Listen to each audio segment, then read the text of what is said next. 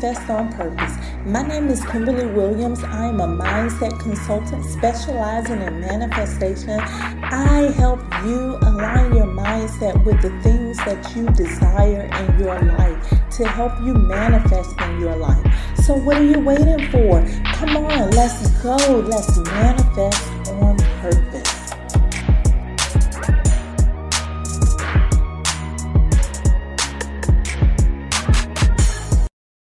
Finally, the last event in this eclipse series. Hello. Welcome to the Manifest on Purpose Mindset Show. Happy Tuesday. Welcome to today's Lunar Eclipse in Taurus report and meditation.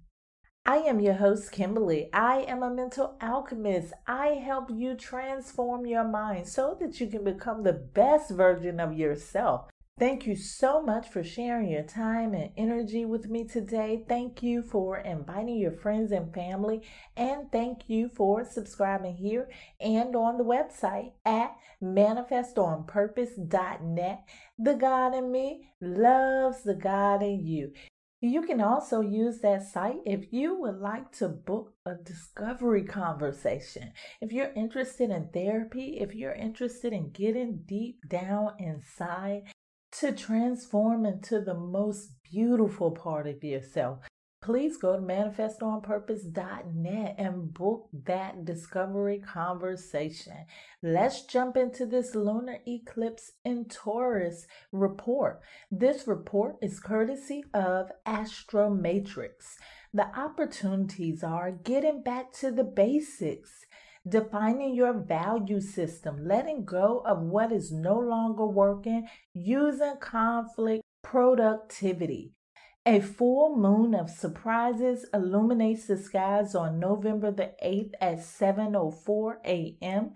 Not only is this a full moon, but it's also a lunar eclipse, the closing finale to the last eclipse season of 2022.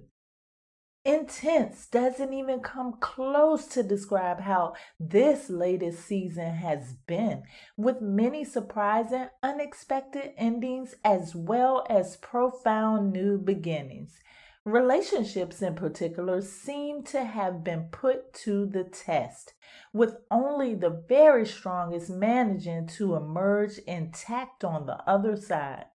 With this eclipse, there's more to come, and the collective challenge is to stay true to our values while allowing change to come in and clear away old debris and outworn baggage. In Taurus, this full moon highlights how important it is that we move out of our comfort zone. The honest truth is that with Uranus exactly conjunct the moon, we won't be able to resist the sweeping and irreversible shifts that this lunation is likely to bring. Uranus, the great liberator, is here to help us all step into the next paradigm and realign ourselves with our most authentic and unique path. Now's the time to ask yourself, what in your world is demanding utter and total freedom? Many of us are likely to find that the answer is primarily relationships, followed closely by home, then finances. These are all areas ruled by Taurus, the sign generally associated with stability, security, and routine. But because of this powerful Uranian influence, stability is the last thing to happen as we navigate powerful transformations and unpredictable climaxes. Eclipses, especially lunar eclipses, can have a way of opening up karmic doors to the past, whether from this life or the last. As such, we may experience deep wounding that might not be entirely personal. There's something about this energy that's connected to the collective and to our soul's cosmic journey. Knowing this, we're able to take things a little less personally and move away from victim mentality. Instead of wondering why all of this is happening to you, think of why it could be happening for you instead. Venus, the ruler of this full moon, is closely conjunct the sun and in Scorpio. One of the shadows that we may dance with during this time is jealousy, possessiveness, and power games. The higher evolution of Venus in Scorpio is transformative connections, deep relating, and unbreakable loyalty. Striving for her positive expression is obviously where we need to go. But if you find yourself struggling with your shadow, be sure to be gentle. We're just human after all.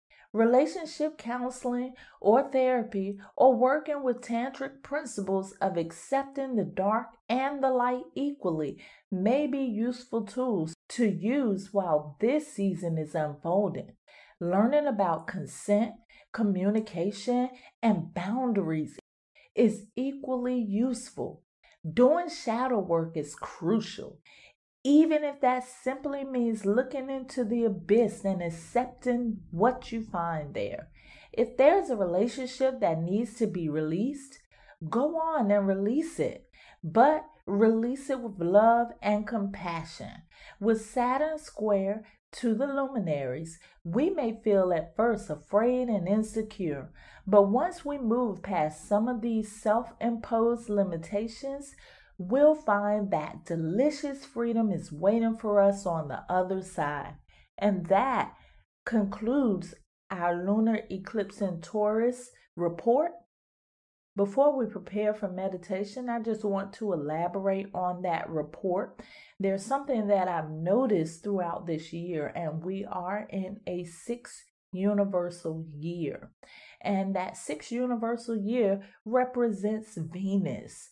If you've noticed, during this eclipse season, a lot of what's been going on has been pertaining to relationships. This year has been the year to deal with relationships, amongst some of the other things that were said here. So keep that in mind. And I woke up this morning and I thought about it. Oh my goodness, it's almost November. We're almost through with this year, which means we're going into another universal year. We're going into a 7 universal year. And we're going to go deep that year, deep within ourselves in the 7th year. Before the end of the year is out, I'll have world-renowned astronumerologist Lloyd Strayhorn come on, and he's going to talk more about that 7 universal year, about what you can expect. So listen up for that coming up in December. And not only that, in December, I will also have a 7-day mental fast to prepare us for going into the 7 universal year, which is going to be about self. Let's prepare for meditation. If you are driving, this is not the time to do so. Please download this and save it for later. If you are not driving, please find your sacred space, the space that is safe, distraction-free, comfortable, the space in which you can relax and focus on your breathing. Enjoy your meditation.